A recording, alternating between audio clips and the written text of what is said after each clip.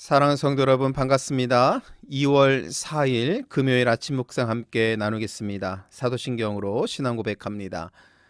전능하사 천지를 만드신 하나님 아버지를 내가 믿사오며 그 외아들 우리 주 예수 그리스도를 믿사오니 이는 성령으로 잉태하사 동정녀 마리아에게 나시고 본디오 빌라도에게 고난을 받으사 십자가에 못 박혀 죽으시고 장사한 지 사흘 만에 죽은 자 가운데서 다시 살아나시며 하늘에 오르사 전능하신 하나님 우편에 앉아 계시다가 저리로서 산자와 죽은 자를 심판하러 오시리라. 성령을 믿사오며 거룩한 공회와 성도가 서로 교통하는 것과 죄를 사하여 주시는 것과 몸이 다시 사는 것과 영원히 사는 것을 믿사옵나이다. 아멘.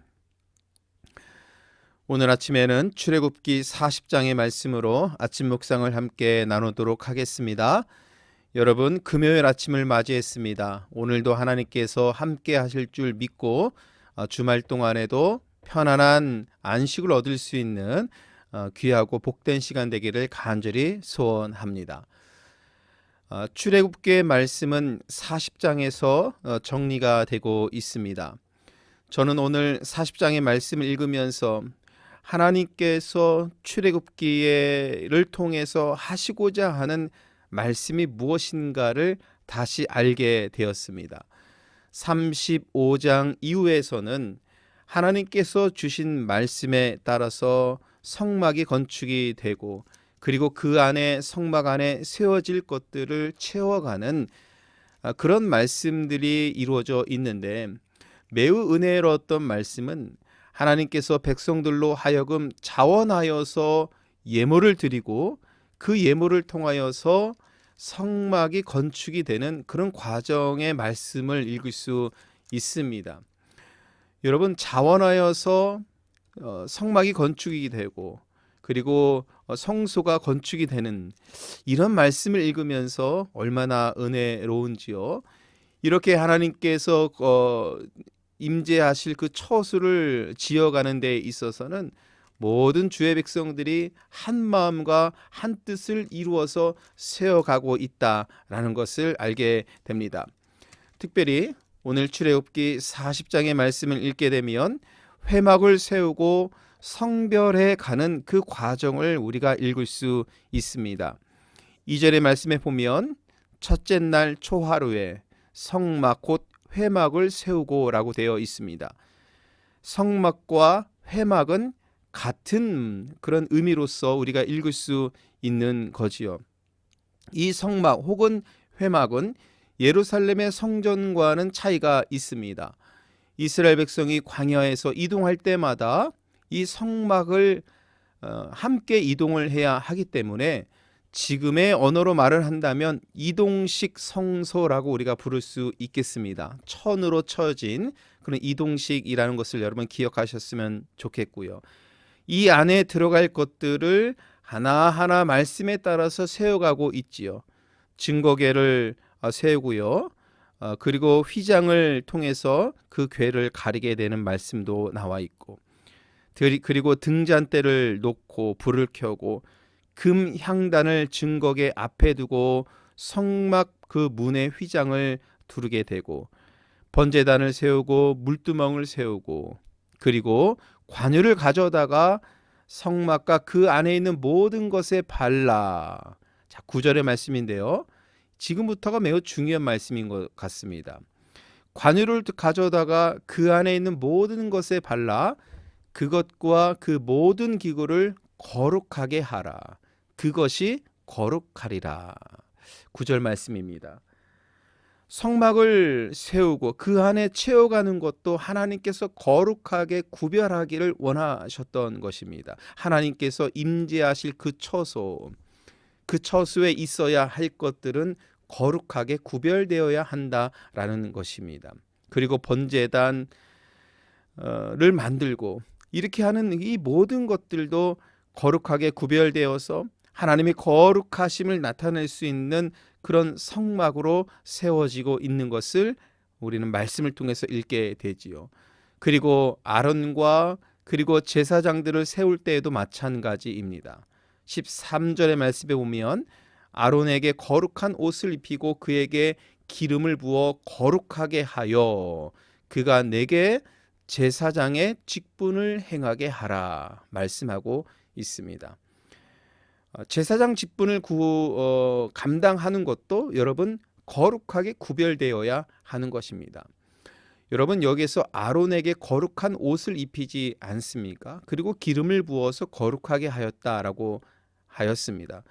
옷을 입힌 것은 매우 중요한 의미를 담고 있지요. 왜냐하면 아론도 사실은 인간이지 않습니까? 그러나 하나님께서 주신 이 직분, 제사장의 직분을 행할 때 거룩하게 옷을 입는다는 것은 인간의 모습을 감추고 자기 아론의 개인의 모습은 감추고 제사장으로서 하나님께서 세운 사람으로서 거룩하게 행한다라는 의미가 있기 때문에 아론이 옷을 입는 것도 매우 중요한 의미가 담겨 있는 것입니다. 이렇게 성막을 하나님께서 원하신 대로 잘 세운 후에 이제 40장 34절에 가면 이렇게 세운 성막 위에 여호와의 영광이 충만하게 임함을 말씀하고 있습니다. 34절 말씀이죠. 구름이 회막에 덮이고 여호와의 영광이 성막에 충만하매. 35절의 말씀도 이렇게 되어 있습니다. 모세가 회막에 들어갈 수 없었으니 이는 구름이 회막 위에 덮이고 여호와의 영광이 성막에 충만함이었으며. 그렇습니다, 여러분. 하나님의 여호와의 영광이 성막 가운데 충만하심으로 인하여서 하나님께서 그곳에서 임재하시고 하나님의 처소가 되고 이 하나님의 처소를 이스라엘 백성들 진영 한 가운데 둠으로 인하여서 하나님께서 함께 하실 것이다 라고 말씀을 하게 되는 것입니다. 여러분, 그런데 우리가 여기서 한 가지 기억해야 할 것은 하나님께서 이스라엘 백성들을 통해서 세우진 이런 성막 같은 것은 오늘날의 교회의 개념과는 좀 차이가 있는 것입니다. 오늘날에는요, 에베소서의 말씀을 통해서 우리는 또 다른 교회의 의미와 개념을 이해할 수 있겠는데, 에베소서 2장 19절에서 22절까지의 말씀이 우리가 성령의 은혜로 인하여서 세워져 가는 하나님의 성전은 바로 우리임을 말씀하고 있습니다. 20절의 말씀은 이렇게 되어 있어요. 에베소서 2장 20절입니다. 너희는 사도들과 선지자들의 터 위에 세우심을 입은 자라. 그리스도 예수께서 친히 모퉁이 돌이 되셨느니라. 21절 그의 안에서 건물마다 서로 연결하여 주 안에서 성전이 되어가고.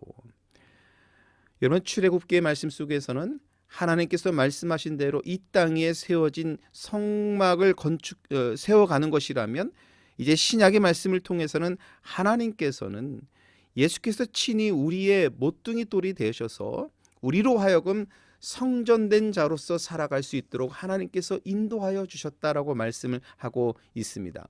그러면 우리가 기억해야 할 것은 무엇입니까? 하나님께서 성막 가운데 여호와의 영광이 충만하게 하셨던 것처럼 우리 스스로 예수 그리스도의 은혜를 통하여서 예수님께서 모퉁이 돌이 되어 주셔서 우리가 성전된 자로 살아갈 때에 여호와의 영광이 우리 가운데 충만하게 됨을 믿고 나아갈 수 있는 믿음을 지녀야 하는 것입니다.